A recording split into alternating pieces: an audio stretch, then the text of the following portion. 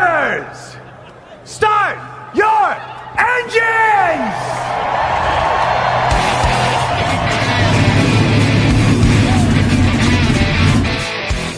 Hit the pace car! What for? Because you hit every other damn thing out there, I want you to be perfect! When I'm driving, I got a guy on the radio who talks to me. It's him, but he talks to me. Well, I wanna be a race car driver, pretty girls eating from my hand, yeah. Wanna live a life of fun and danger, no sweating working for the man, alright. Good evening, race fans. Welcome to the Hoobazoo Radio Network, and welcome to the Drafting the Circus program. My name is Frank Santoroski. I'll be your host for the next hour as we talk about this past weekend in racing and preview next week. Joining me in the studio, Richard Youden, Luis Torres. Guys, how we doing? Very good, thank you. Very good. Pretty ecstatic about Portland. Pretty ecstatic. And of course Long Beach. I was gonna say, yeah, you've just got back. You're packing you're unpacking your suitcase from spending this past weekend at Long Beach, where the Indycar series concluded their season.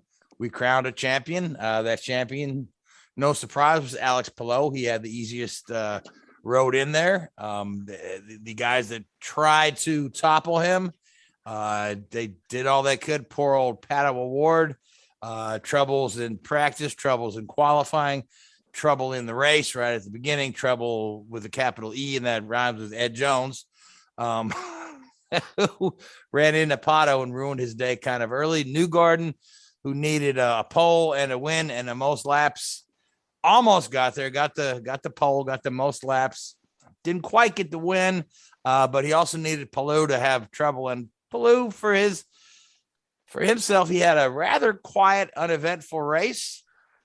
And finished where exactly how he wanted it. Exactly how he wanted it. No drama.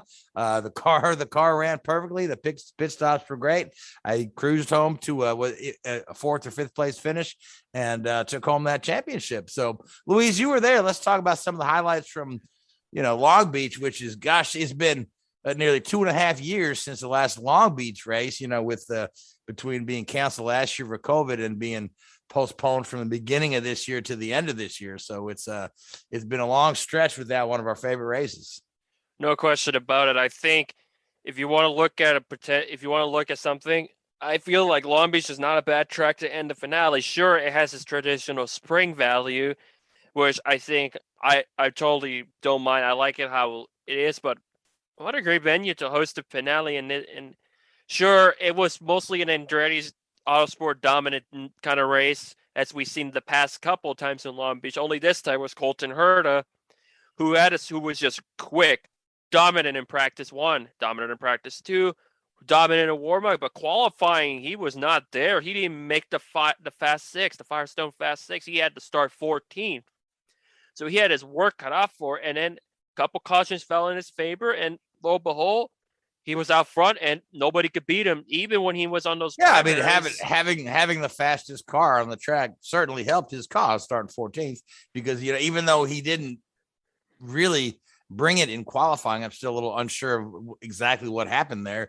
He couldn't quite time it right to get the lap in. Sometimes those qualifying sessions are a little tricky depending on how much traffic is on the track at any given time. But he certainly didn't lose any pace because it was there on race day. No question about it. And then Herta, once he was there, it was just very tough to beat, to where Newgarden, and the biggest concern is just had to deal with Scott Dixon to get for the runner-up spot. Newgarden led early, and then the caution came out. He pitted, and this put Elio Castroneves, who had a tremendous weekend up until a certain point during the race, and one little warm-up scuffle with Alexander Rossi. But besides that point, Elio had probably his best overall weekend since he started running the remaining races of 2021. Yeah, it was a very curious decision for him to stay out on those early yellows when everyone else went in.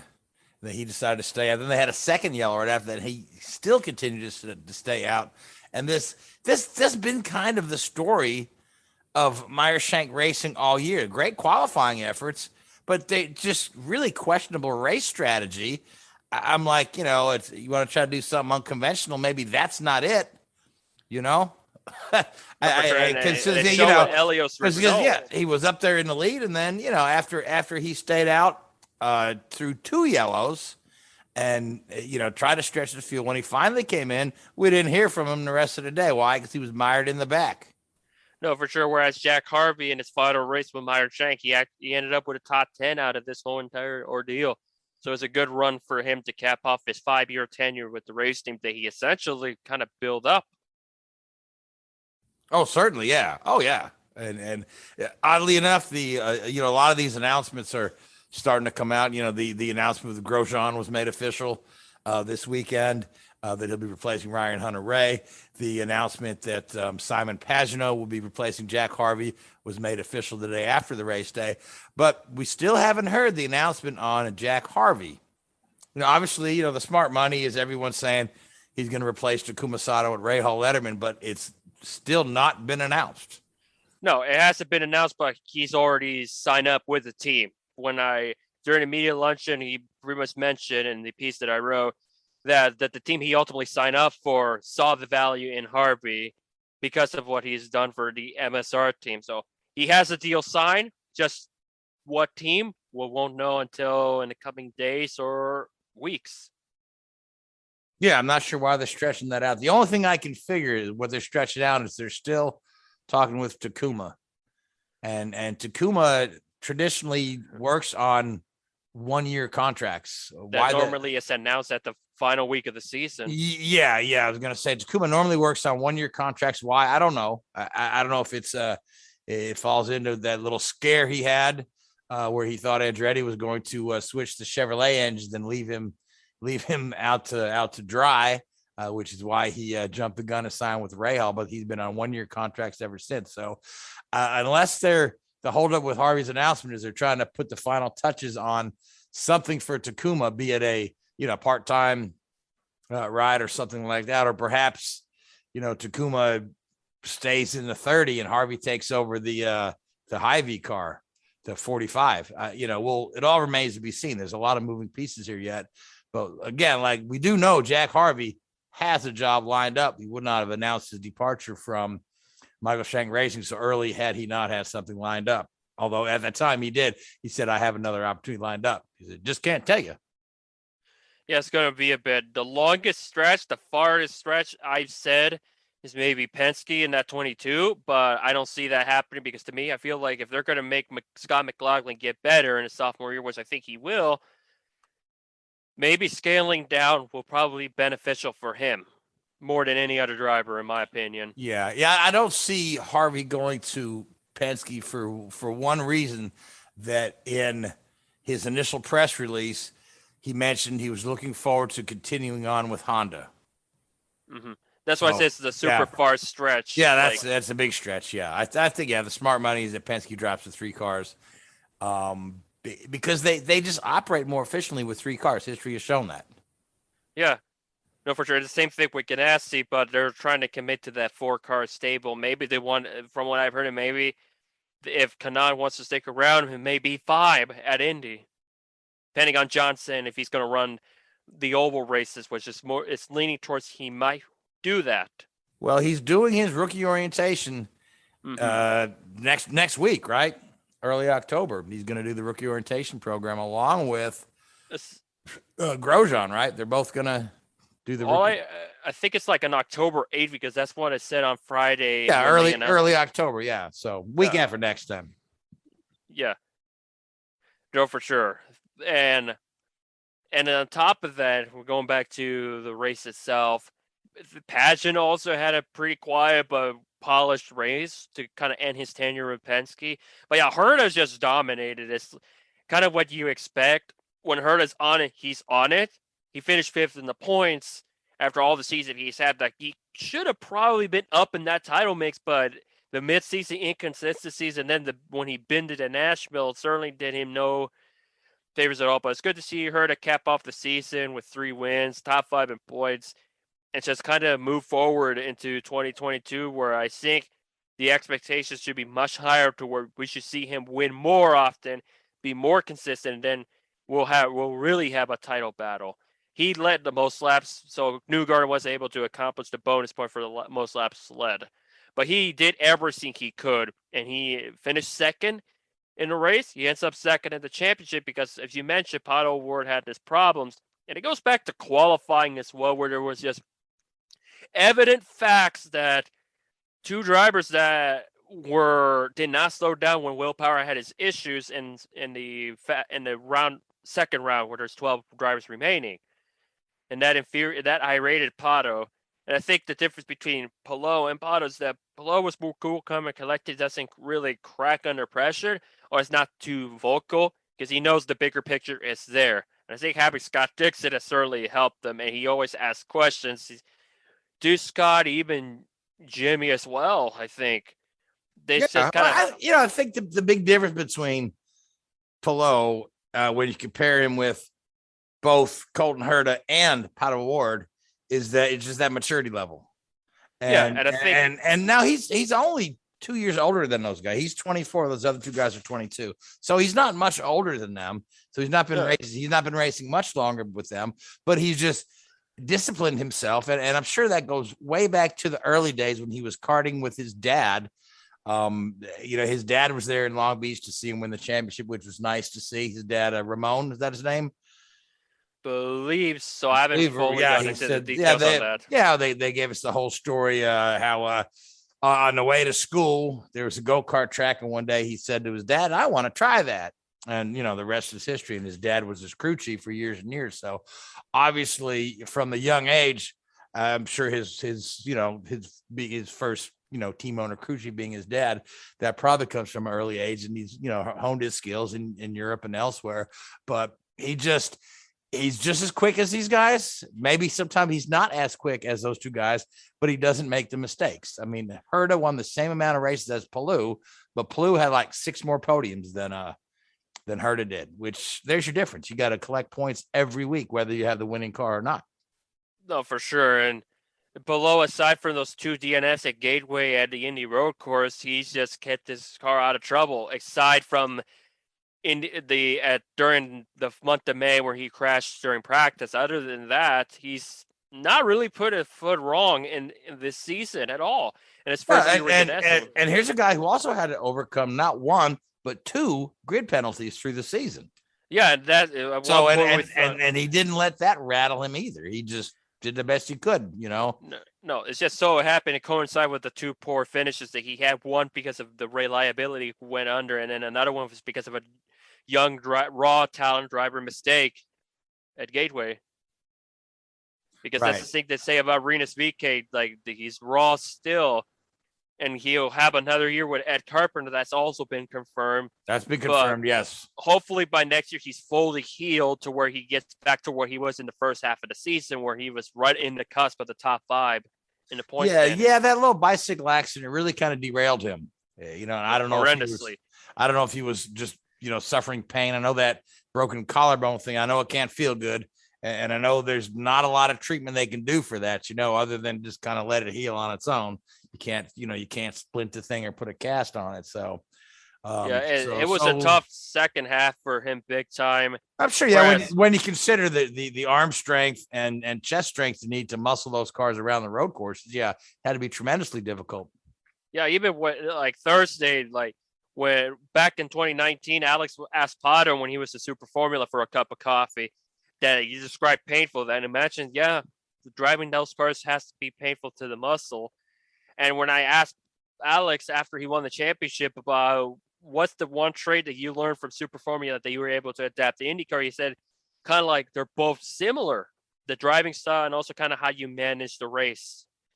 And I think it kind of shows that the Super Formula has its values. Sure, you may not hear of a Nick Cassidy maybe in Formula One, but it has its perks. I think if I remember, that's where Ralph Schumacher spent his time before going to F1 when it was known as the Formula Nippon series. Ralph Furman as well, before he did Formula One, I think he drove out there.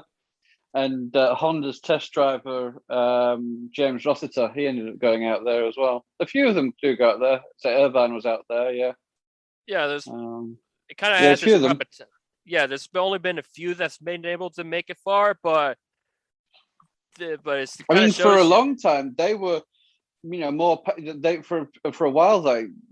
For a while there, in terms of engine power, they were as powerful as a Formula One car. The top speeds were up there. I know they were certainly more powerful than an IndyCar, and they certainly, were pretty advanced. Very raw pieces of machinery with incredible speed. Not as sophisticated as what we see in Formula One and IndyCar these days, but there were some pretty beastie cars, and if you could drive one of those, you could pretty much drive anything. Yeah, I think it kind of one of those few occasions where maybe not going kind of in a different route has benefited him. So, but the big thing for me, the greatest takeaway from Palou's championship is how he conducted himself after not making the Fast Six. He was actually the slowest of the three title contenders in qualifying. He had to start in 10th, and he felt pretty confident about he's happy with the car. I said at that moment, it's like, yep, that's the telling sign that he's going to win the championship with ease. And ultimately, that's kind of what happened, albeit Pato had no favors happen to him all weekend, whether it's the IndyCar race control or Ed Jones running into him. But even then, at that point, it's like, yep, I think that's the vibe that I got. Yeah, he knows he's got this championship locked. Yeah, and it would have not been decided. Had it not been for that inch of failure and Gateway, he would have locked it up earlier. Yeah, but you got to feel for Pato. Boy, he had a miserable weekend. Because he had a legitimate shot. Whereas Newgarden had to throw the penny in the wishing well and put a curse on the other two. Yeah, but Pato had a realistic shot. He did need Palou to have some trouble, but he just did not. They didn't come off the truck fast. And that's in a street course where number one, you're not able to test during the off season. You've only got 2 practice sessions before qualifying. You can't afford to come off the truck anything less than perfect. No, for sure. You either got to try the sim or understand the track walk or use what you learned previously to do so, and that's just what's it meant to be. But I think they'll bounce back from it and be even stronger. Now, Richard, you were going to say something real quick? No, I'm good. Oh, okay. Well, good, Richard. We're going to make you say something then, since you've been quiet. Oh, boy. Since you've been quiet over there. Yep. So what were your impressions coming out of Long Beach? Last what were your impressions of the overall season this year? I feel like, after the miserable, disjointed late season last year and races and all this other nonsense, I think that IndyCar put together a pretty darn good year-long show here with fans at all the races. I mean, I guess after 2020, anything is going to be wonderful, but I thought it was a good season. Good job Seth's not here calling iRacing nonsense, isn't it? Oh, boy. I know, yeah. He'd have to take me to school about that. He would indeed. But anyway, yeah. It was some sort of symbol of normality, wasn't it? Normality. It was, it was a good season, in reality. And I think, my takeaways from it have been Palou was, if you compare it to some of the sort of historical drivers, it was almost like a Prost-esque championship, wasn't it? If you win it by 2 points, that's 1 point too many almost. He did what he needed to do, and especially this last weekend, kept his powder dry, did what he needed to do. And the team is so used to that. It was a very Scott Dixon drive, no real surprise there with him being his teammate, but very impressive with that. I think there's, some of the other takeaways, and again, things that we discussed, throughout the season that I've brought up here when we've been discussing IndyCar. Penske are in a bit of trouble. They really need to step up. Otherwise, I think there's going to be some big changes there within that organisation. No doubt Jersey's speed there was pretty impressive, and Will Power again had his odd race here and there where he had some speed, but Pagenaud and McLaughlin really weren't there. I mean, McLaughlin won Rookie of the Year, but I think that's purely because Grosjean didn't participate in Indianapolis and Texas. So I think if that had been the case, McLaughlin, Grosjean would have won the Rookie of the Year, and to be doing the Rookie of the Year quite easily in a what you'd consider an inferior team to Penske would have been, a little bit embarrassing for McLaughlin there. So yeah, I think Penske, they're either going to bounce back next year or something drastic is going to change within that setup and that organization. You do question now that Roger owns the whole series and I am, in Indianapolis, the Speedway there, is he spread too thin? I know obviously Tim Cendrick's taken on a lot there, but yeah, the thing is, Roger is supposedly, publicly, 100% hands off with the team now. Yeah, very much Tim Cindric. Because and so pretty much that's all Tim Cindric, and to your point, yeah, Tim has been in charge of quite a lot of things over the years, but he's always had kind of Roger right there. Exactly. And if Roger would maybe second guess something Tim wanted to do or implement, Roger's a guy you would listen to. He's exactly. So perhaps it's interesting to see. Perhaps the absence of Penske in the day-to-day operations of the race team has hurt them a little bit. But I think that scaling the 3 cars is going to do them a world of good. I mean, they've won championships with 4 in the past, haven't they? So when they've been a 4-car team, I think. Yeah, but it's always the 4th car has always been kind of out to lunch. Yeah, you remember Pagenaud's first year with the team? Oh yeah. Then he bounced back the second year and won a championship. Yeah. So we'll see. That's going to be an interesting takeaway over the winter and coming into next year, see what happens there. And the other thing I think is that if we're looking at it already, you're looking at who you would consider to be a favourite for the championship in 2022. I really think you've got to look at Colton Herta. I know I've discussed him on the show and I've been quite critical of him in the past for making too many mistakes, and he arguably does. But God, that kid has got some speed. And again, as he showed last weekend, if he, just raw speed and raw talent, the kid is impressive. And if he could put that together, not just for a weekend, but for a whole season, there's nothing stopping him because he is fantastic. The only person that can beat Colton Herta in 2022 is himself. Exactly. That's the only person that beat him in 2021. Yeah. You know what I mean? So because there were days where he was just uncatchable. And I think to your point, having Grosjean in that team as well. Yeah. Next year, that'll only serve to help her to have another real experienced guy in there. Yeah. I wonder if he's having his dad there as a benefit or not. I don't know what the relationship's like. Well, I mean, his dad was on the radio with him. And I know that for years, Michael was on the radio with Marco. And that worked out well, didn't it? And it didn't. It didn't. They would exactly. They would end up. We discussed this last week. Yeah, I was going to say some of those radio transmissions we can't repeat it because the FCC would be. They got a little. See, you can't say those words. FCC won't let them be. Yeah, exactly. but so eventually, Marco, Michael. But actually, Herta called called Marco's races for a while. But from my understanding, as it is, that Colton and his dad have a pretty solid understanding of one another when they're on the radio. And Herta, we know, is a pretty darn good strategist as well. Oh yeah, he's That's called. how he's able to win his 500s. 2 of them. Yep. He called the strategy for Rossi in 2016 and the one for Dan Weldon in 2011. Mm-hmm. Mm-hmm. So he's no slouch. And I think also it kind of boils down to the personalities as well. Because we know Colton is cool, mild, collective, Californian kid. Kind of reminds me to some extent of Jesse Love as well. Kind of cool, mild manner and all of that. Kind of puts his mind into the race itself.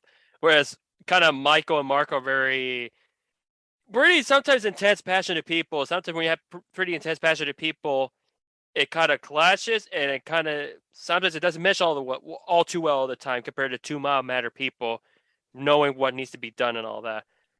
Whereas Brian is more enthusiastic, but is balanced per se. Well, I think Colton, being the fact that his dad was certainly a fine IndyCar racer, but he was not an Andretti. Yeah, I don't think he feels the same burden. Maybe Marco does carrying the family name, so it's not as much of a pressure. Now for certainly sure. he's already eclipsed his dad's win total. Mm-hmm. So, but I think a season like he just had here, where he can go back and look over the missed opportunities, I think it'll be a good learning experience for him. So when he goes into next year, he'll realize where he stepped wrong. And to your point, Richard, this kid has the potential to be absolutely unbeatable because we've seen it in flashes here and there, six times at least. Yeah, and a good majority of them, like a good majority that I've seen him how he does in qualifying and practice. Seems like every time I go somewhere, boom, he's right in the mix almost always. Yeah. Well, every race win of his is been a dominating performance, if I'm not mistaken. I mean, I don't think I don't think any of his 6 race wins have fallen into his lap by somebody else's foul strategy or somebody crashing out ahead of him. I think he's won all 6 with just a dominating performance, which is sure. So you just need to take what you learn there and do more like that. So, and I think O'Ward has a great future ahead of him as well. Oh, massively. There's a huge pool of talent, isn't there? Yeah, he's probably the rawest of the 3 when we talk about, Herta, O'Ward, and Palou. I think O'Ward's probably the rawest, but I think he's probably has the potential to be the quickest too, though. But he's got to reel it in a little bit. He needs to. It reminds me of the old Tom Cruise movie that said, "Can the boy drive?" Sure, he could drive the tires off the car. He could drive the engine out of the car. He could drive, Oh, yeah. If he listened to me, we'd never lose a race. So, and okay. So another announcement that came out today, or it's not really an announcement so much as it's an option that's being explored, is moving the Detroit race from Belle Isle back to downtown in 2023. So 2022, we're going to, continue on Belle Isle, but there has been mounting pressure from the environmentalist type folks at Belle Isle who are just not happy with the fact that, they're ruining the environment. They're taking up the whole state park while, for too long. When you talk about the setup and the breakdown of the track, even though, I mean, forget the fact that Roger Penske has funneled more than $13 million into Belle Isle for improvements to the place that benefits the whole park and not just the race. But I think the local pushback is getting to the point where they're going to, before they get pushed away, try to move that race downtown. So they released a initial layout for the track that's a little bland. Did you get a chance to see it, Louise? Like the old Detroit races in Formula One and kart for a couple of years before they went to Belle Isle. I genuinely hate this idea. Yeah. What's wrong with Belle Isle? It's a unique track. It has character. Sure, it compared like the week after the race being the week after the 500. Yeah, we could talk about it all we want, but it's not that bad of a circuit. Just the placement is one thing, and also a doubleheader was they scaled it down to just one Belle Isle race, which I think is ideal. I think that's again. I think that's due to 2 reasons. Number one, the teams were not really thrilled about the doubleheader at Iowa, so this was kind of the olive branch, make a little piece here. So we'll just have one doubleheader. We'll cancel the Detroit one and again, I think it's also to again, appease them environmentalists there. That's one less day that they can be occupying the aisle. And, their other big thing is it's right in the middle of the prime time to visit the aisle, because the aisle has, they've got museums on there. They've got a conservatory. They've got beautiful wildlife and it's plants, not a bad venue. Yeah, it's scenic. Down to Detroit. Well, I'm not saying downtown Detroit is the answer. I'm just saying there's a lot of local opposition that wants to get that race off the aisle, and I think this is more of a, an offensive move before they have to do a defensive one. If you were going to give me another option aside from keeping it in Belle Isle, send it to MIS. That's obviously going to be the obvious answer I'm going to go with because downtown Detroit from an aesthetic point of view. I don't know how Detroit looks downtown these days. Oh, it's actually they've cleaned it up a lot since the 90s. Good. Of course, there are other parts of Detroit. Yeah, that's the where thing. There's portions of Detroit where you got blocks and blocks of just abandoned houses, and they could probably just bulldoze all that down and build a proper racetrack. So that probably be better. You'd be displacing the homeless and crackheads that live there.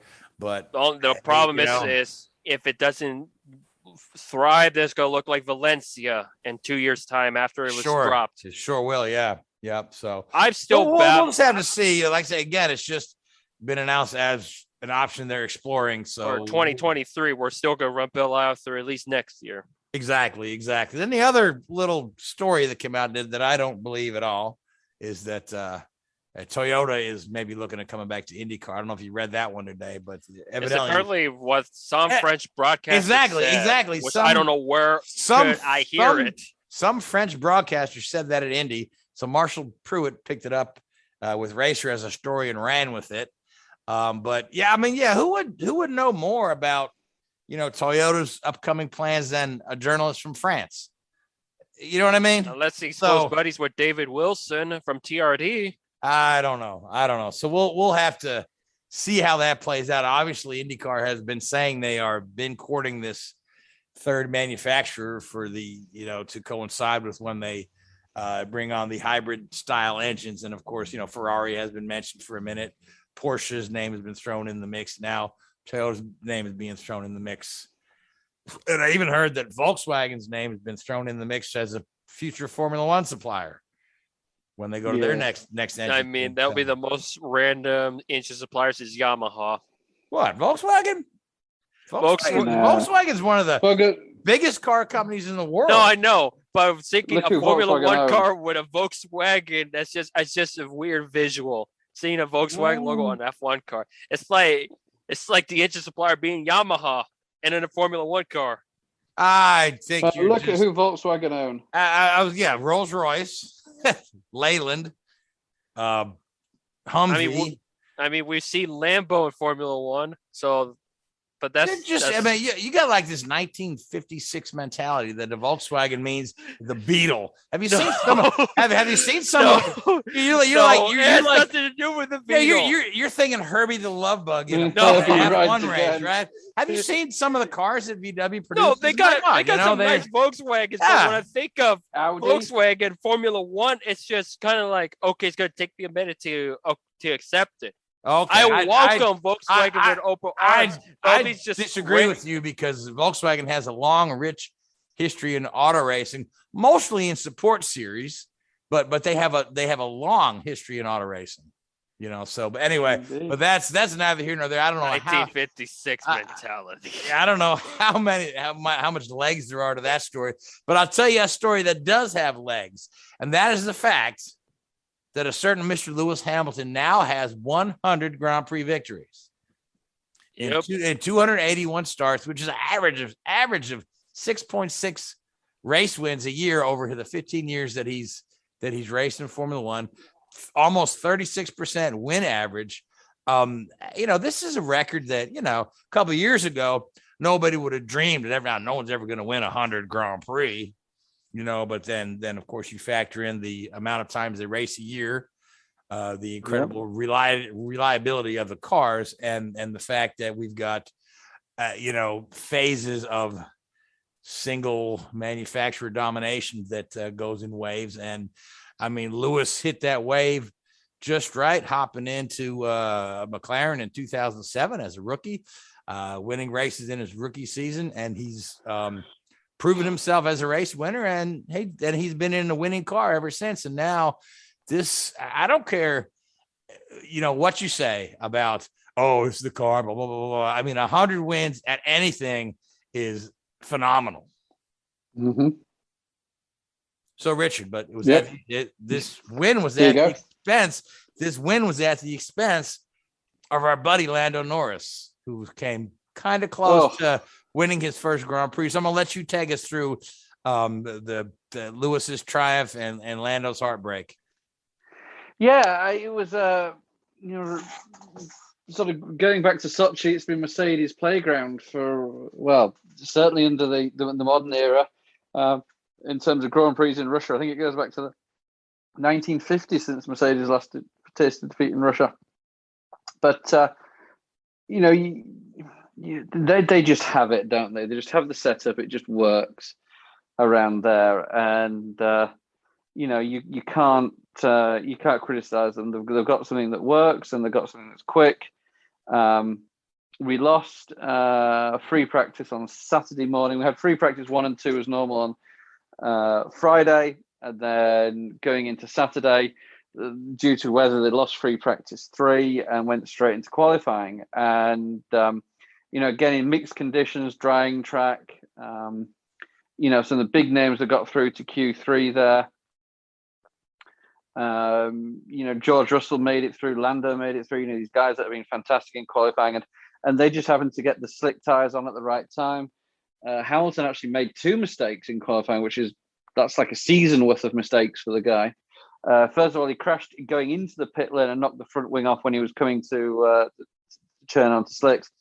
And then actually on his final flying lap, span and damaged his rear wing. So, very uncharacteristic by Lewis there, which resulted in Lando Norris getting pole and Carlos Sainz in second and George Russell third. And first time since 2004 when those 3 manufacturers have shared the front 3 positions on the grid.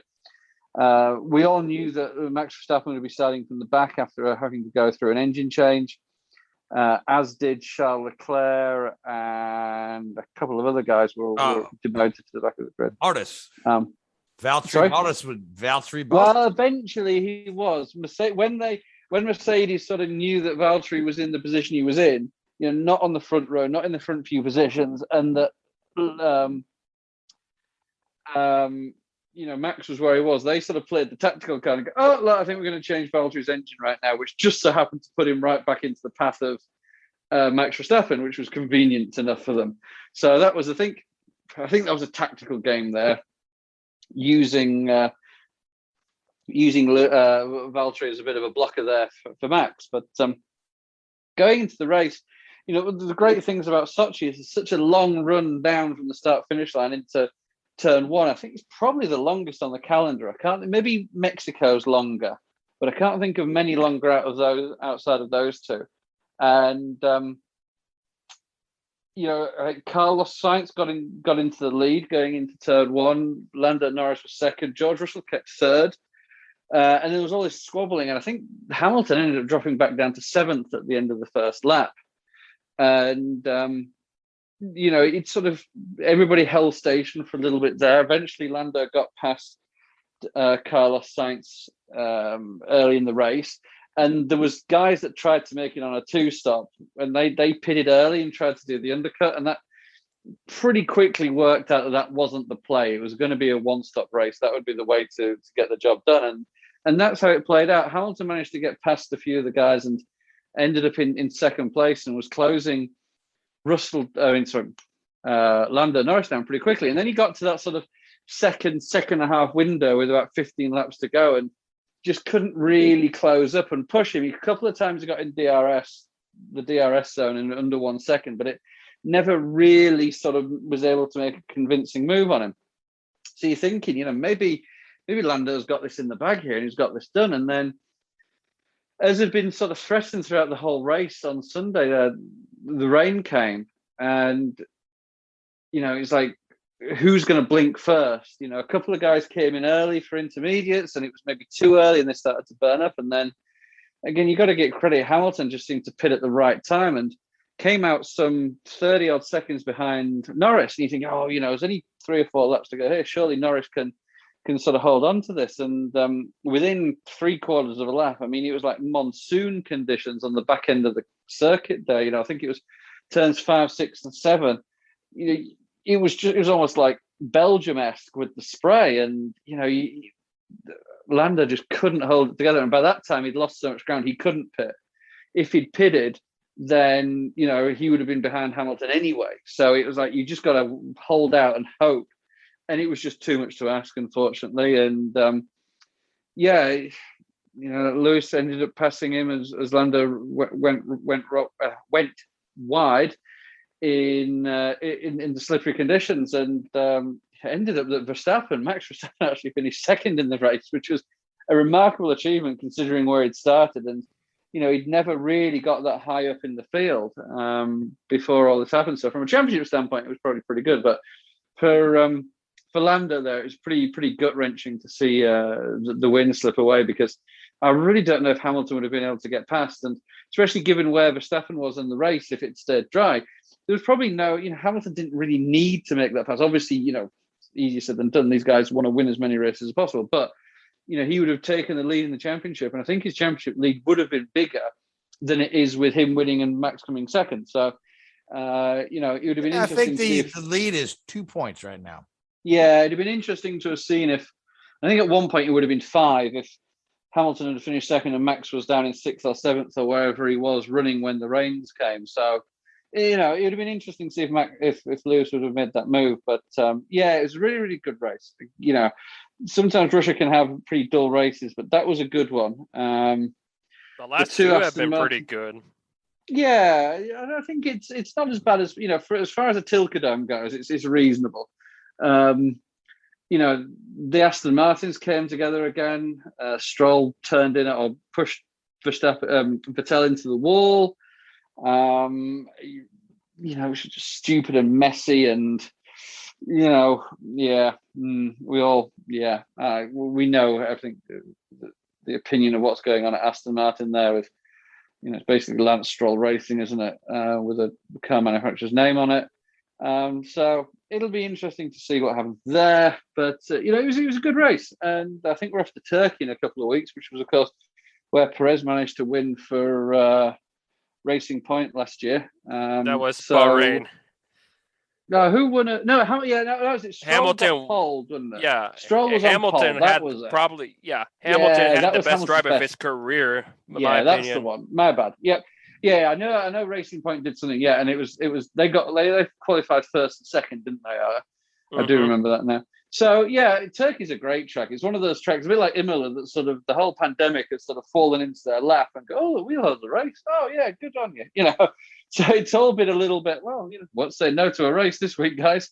Let's hope it's not as icy. Yeah, the track surface obviously does leave a little bit to desire. I mean, it was basically a used car lot for 4 or 5 years, so it hasn't really had much racing on there. So it'll be good to go back there again and see what they can do through the infamous turn 8. And it was good racing. In Russia there, I mean, Hamilton claiming his 100th win. What can you say? I mean, you run out of superlatives for this guy. He generational talent, and he was going to get it eventually. And in a way, I was glad that it was a victory that he earned, and not one of these ones where he just dominates the whole weekend and drives off into the distance. Obviously disappointed for Lando, but he proved that he can cut it out there at the front of the pack. Not that I don't think it was in anybody's doubt, in anybody's mind. And, if he'd have just pitted for rain tires earlier, and instead of getting himself stuck out there, it's a huge. Coulda, woulda, shoulda. You know what I mean? I mean, it could have actually had huge. If he had pitted on the lap Hamilton pitted on, it could have had huge championship ramification, because potentially Hamilton wouldn't have pitted. They would have done the opposite.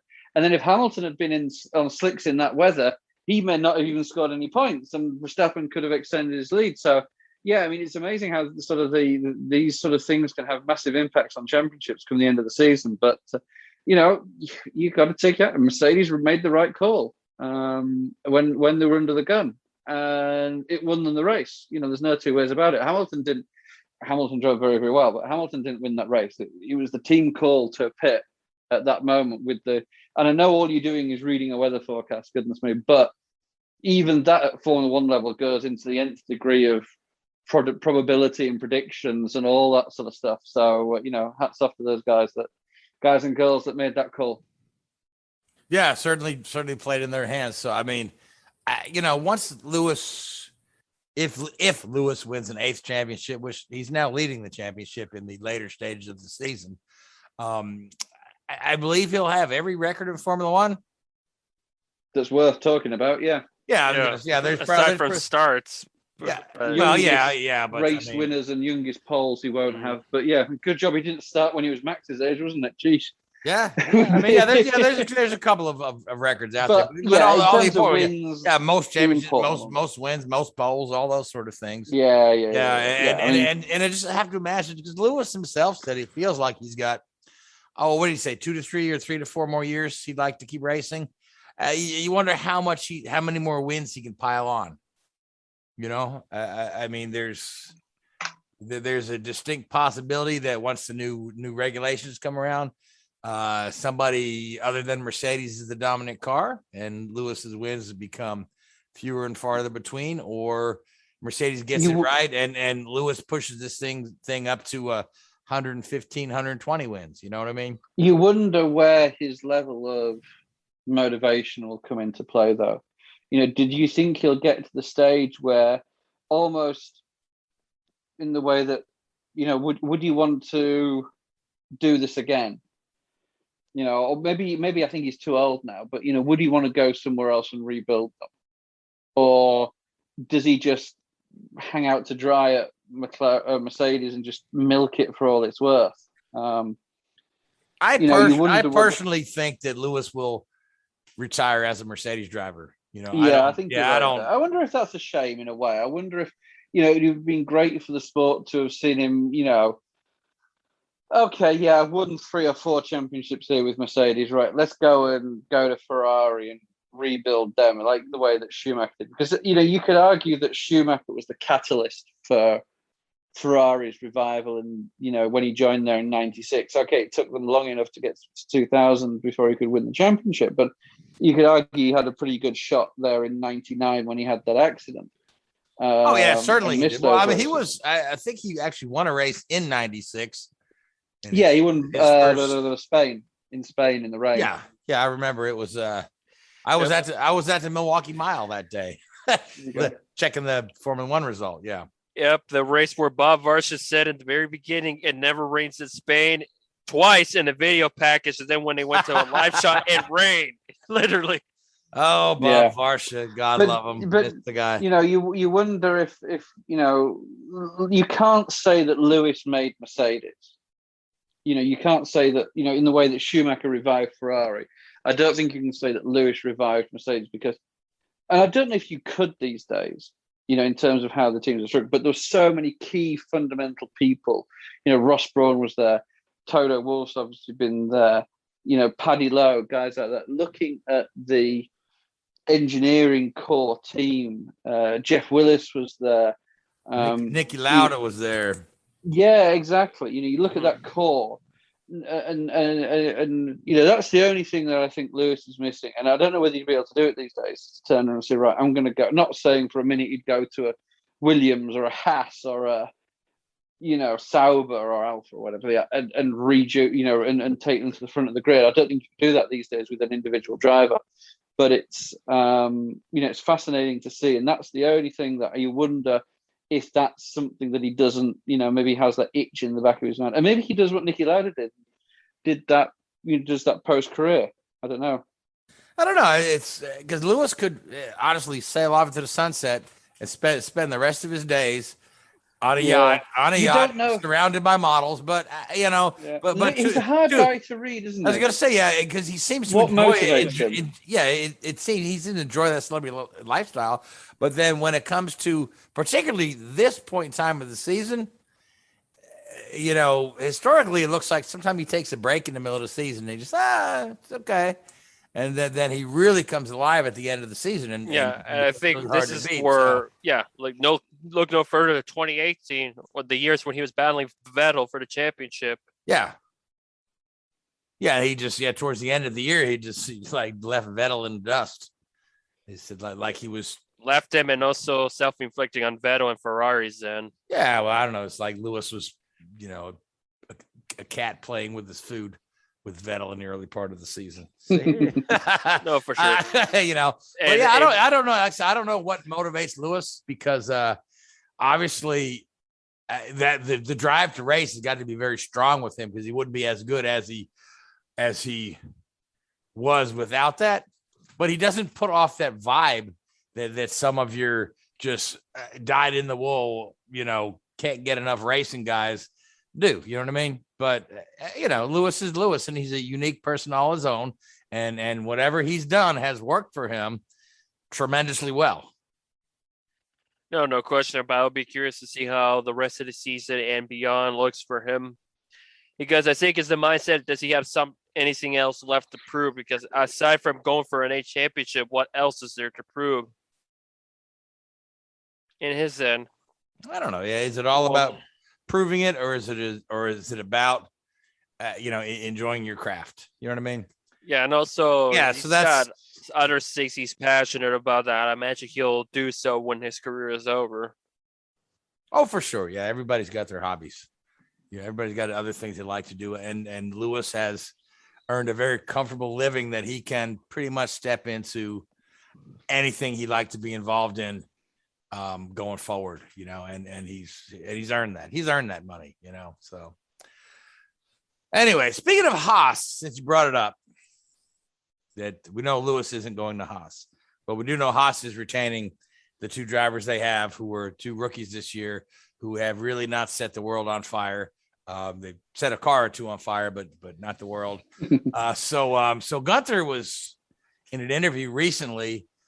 He said what they really want to do is, now that they've signed both these guys for next year, is to get an experienced driver, somebody with a lot of experience as a reserve driver, in the fold to help these young guys out, which is not a bad idea. But I'm just wondering who he has in mind. The first name that pops in my mind as a pretty experienced guy who's working as a reserve driver right now is Robert Kubica, he's with Alfa Romeo right now, which is kind of all in the same family with Haas. They're all under the Ferrari banner. But other than that, Richard, who do you think that Gunther could be looking at that would accept somebody experienced that would accept a reserve driver role at this point? I think two names spring to mind. One of them would be Danny Kvyat, obviously for his links with the, his racing background with Russia. Potentially another one could be Giovinazzi if he doesn't get retained by Alfa Romeo. Again, part of the Ferrari family and the Ferrari fold. I don't think they'd want to let him go too far away, and I think he'd be a good, good fit for the team there. See, I knew you'd have a great answer for that question. Yeah, I was going to say the same thing, because the only other one would probably be Hulkenberg, but I know Hulkenberg is not in that position that he'd be willing to accept just at the reserve role. He wants to be on the grid somewhere. Yeah, I think Hulkenberg would rather go IndyCar racing than be somebody's reserve driver. Mm-hmm. I think you'll see Hulkenberg in DTM or endurance racing before he goes to IndyCar, I think. Perhaps, yeah. I mean, again, that's got a hunch on that one. Yeah. So speaking of going sports car racing, I find it odd that Sebastian Bourdais, so we're back to talking about IndyCar again, Sebastian Bourdais has announced that he's full-time in IMSA next year and going to try to help AJ Foyt out where he can when he doesn't have conflicts. And this is just coming just months after he had stated his allegiance to AJ Foyt and said, I want to stay with this team as long as I can to help make them better. So, I mean, Louise, you have any insight on the sudden twist of fate there, or, some of the... I've just heard it from afar that he implied it to the NBC Peacock telecast warm-up or practice that this will be his last as a full-time IndyCar driver. Right. Well, the IMSA thing is news to me. He's signed for a full season of IMSA. I forget with who, but you got to wonder. Who's the young gal they tested? Tatiana Calderon. Right, and she's got ties with Rocket, which is the sponsor there. So I can't see Foyt throwing her in a full-time ride with her relative lack of experience. At the same time, I think, Dalton Kellett brought a check and got a full-time ride out of Foyt too. Yeah, who's to say, because they're looking to go through a 3-car effort as well. with them as well, because with the 11 of Kimball, who knows how that's going to shape up on the Foyt camp, because that's the big question mark. With Calderon, I think it'll be an interesting sign-on, mostly the fact because she has to set the world on fire in Super Formula, much less Formula 2 when you have teammates of Antoine Hubert. That doesn't do. So she hasn't had the greatest track record as far as performance as seen with GP. I keep saying want to say GP2, but it's Formula 2, where she was usually at the tail end of the field with Mahavir Raghunathan. But she has shown some brilliance compared to other drivers in the past that has dabbled on open wheel racing, including one Sitco driver. But Calderon has more promise, to say the least, in my opinion. Not exactly going to be right towards the front or be a contender like Danica was, but if it benefits Rocket, if it benefits Foyt, then we'll give it a go. Yeah. It just surprised. I felt like that IMSA thing for Bourdais just came out of the blue, and I just wonder if he's just absolutely frustrated with, because he's had a rough season this year. There are several races, some of them where he got caught up in other people's mess. Exactly, he got taken out early in the race 4 or 5 times this year through no fault of his own, and I wonder if he's just saying, "Okay, I'm done." And again, this is like I say, just several months ago he was talking about how he was going to stay with Foyt and keep making that team better. And so now all of a sudden he goes, yeah, I'll show up when I can if I'm not off doing IMSA. So I don't know. All right. Well, we've got about 4 minutes left in the show. We do need to mention Las Vegas and NASCAR was there. Denny Hamlin finally put a check in the win column, which is good time to do it now, because the next race coming up is elimination round. Denny Hamlin finds himself going in pretty comfortably now with a card punch for the next round, second in points behind Kyle Larson. And it was pretty much Denny's day or Denny's night all night long in Vegas. Did you get to see much of the race? Well, it went quick. A lot of people hated it, where there was really no true competition. The big talks were Joey Gase's wheel completely fell off of the car, had a nasty hit where the car went up in the air that could have probably hit the fence in turn 1. Had to go to the hospital, but he looks to be okay. I haven't heard anything about whether or not he's going to run Talladega or not. But yeah, it was basically a race Denny Hamlin just completely owned the competition, and kind of shows you that he's there now. He's been there. He just hadn't gotten the wins until now. He's got 2 in the playoffs. So Hamlin, could this be the year? It's kind of similar with Tony Stewart, where like Tony Stewart one time said, got rid of dead weight. I think that's kind of the same vibe I'm getting from Denny. Got rid of some dead weight, and now he's out there competitive and showing up at the right time. Time will tell how he's going to do at Phoenix, because we know with Denny Hamlin in championship races how those go. But I think we found somebody that could really go toe-to-toe with Kyle Larson. And he's been going toe-to-toe, just doesn't have the wins to show for until now. Because Larson's been winning them. Yeah. So, but I mean, at the end of the day, so we're off to, is it Martinsville next? Talladega. Martinsville is not till 5 weeks. Okay, Martinsville is the next elimination. Is it Talladega's elimination round? No, that is. Why am I so confused? That is, if I remember, the Roval is the cutoff race. Then it's Martinsville, Kansas, Texas, Martinsville, and we wrap it up in Phoenix. Yeah, Martinsville is the last elimination round. Okay, so, well, that being said, these guys got 2 more races to get their stuff together. The guys near the bottom, like Kevin Harvick, who's below the cut line. Once again, Harvick has just been teetering on. It just doesn't help. He has no stage points or playoff points to his name. That's why he's at the bottom. Yeah, but he's been hanging on by the thinnest of margins all season long. And this is not the typical Kevin Harvick we're used to seeing. And then you've got Christopher Bell is almost toast at this point. He just has no luck. Yeah, Bowman's tires. Yeah, Bowman's back there near the bottom. Byron's back there below the cut line. So these guys have work cut out for them in the next couple of races. And even then, playoff wise, the Penske guys really haven't come alive. I mean, they're doing okay, 7th and 8th in points for Joey and Brad and 5th for Blaney. Blaney's doing the best of the three. So hopefully, Talladega is one that Brad circles on his calendar for sure. He's won there a couple times, runs really well there. So hopefully he can have some, something put him through the next round. So this is the opportune race for Team Penske to deliver big. If they don't, we're looking at Brad and Joey out, and I still stand that those are the two of the four that I have out in the next round. Yeah.